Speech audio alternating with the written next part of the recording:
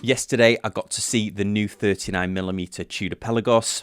We've got to talk about it. Thanks to the team over at the Tudor Boutique here in Orlando, Florida at the Mall of Millennia, I was very lucky to get my hands on the new Tudor Pelagos. This is the 39mm Tudor Pelagos that they released earlier this week. And I've got to say, my feeling that this was going to be a big hit when they released it was definitely confirmed when I got to see this watch in person. Before we dive in, let's do a real quick summary of the stats here. It's a 39mm case, manufacturer caliber MT5400, which is measured to COSC, power reserve of 70 hours, and the case and crown are made of grade 2 titanium. It has some enhanced features over the previous Pelagos, not just the reduced size. It also now features that T-clasp, which we previously saw on the Tudor Ranger, I believe. Why I think this watch is going to be a big hit, I'll summarize it in one photo. Here it is on my wife's wrist. She has a very small wrist, and this watch, even though it is still large at 39mm, fit her perfectly. I think this is going to appeal to a much wider audience than the previous Pelagos did.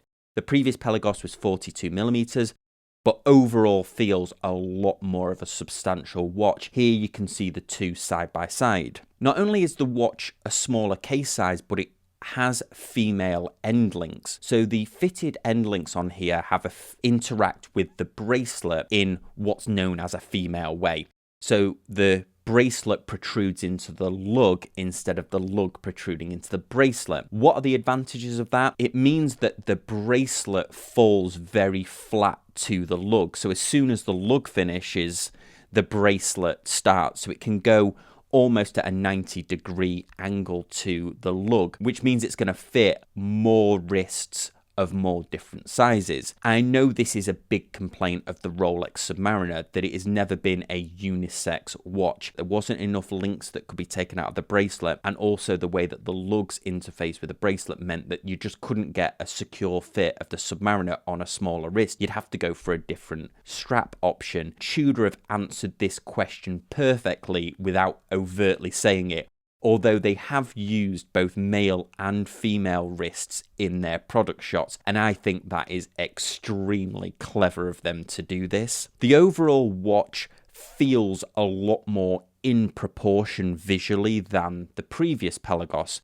What do I mean by that? Well, the dial is obviously smaller, but it means that everything looks like it fits. The dial looks nicely in proportion. The bezel and the case feel nicely in proportion and correct for the way that the bracelet tapers. The bezel does slightly protrude over it. It has this almost sawtooth grip to it, which means it is quite easy to turn, although this model that I saw, the bezel was slightly stiff. Now, they told me at the boutique that this happened on the previous Pelagos, where after a few turns it does free up. The rumor is that these are going to be very, very hard to get hold of. This was actually a pre-order version, so very kindly was allowed to get my hands on it, and we were super, super careful. All of the stickers stayed on. I think they've got the case spot on here. And when I say it's going to fit smaller wrists, I don't mean that it's going to look smaller on larger wrists. The proportion of the watch, I think, is going to look great on larger wrists as well, because when those female end links sort of fan out, it does give a more of a expansive look on the wrist, as well as also giving a shorter look on the wrist as well. So it's sort of multifunctional. And I want to illustrate that point by showing you it against some other watches. So here we can see it against my 41mm Datejust, my much loved 41mm Datejust, which fits my 7.2-inch wrist perfectly. And here you can see it against the Rolex Submariner as well. So visually, you can see there's not that much difference. So if you do like a larger watch, I still think this watch is going to appeal to you as well. One thing I'll say about the sunburst on the dial, if you've fallen in love with this watch because of the pictures on the website, you will not be disappointed in person.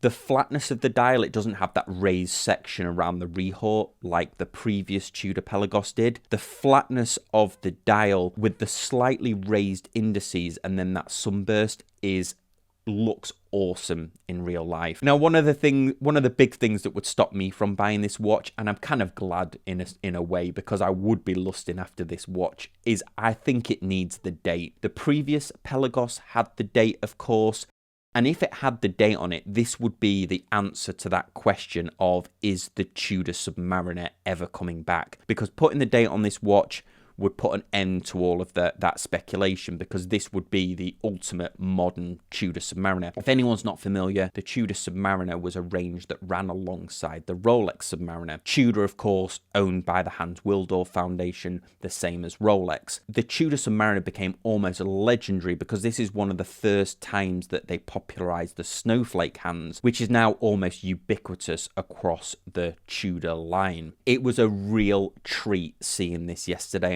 and again, a big thanks to the team over at the Tudor Boutique in Orlando. I think this is a real hit for Tudor. Just a quick little opinion review this time. Let me know in the comments section what you think, and see you next time on Casual Watch Reviews.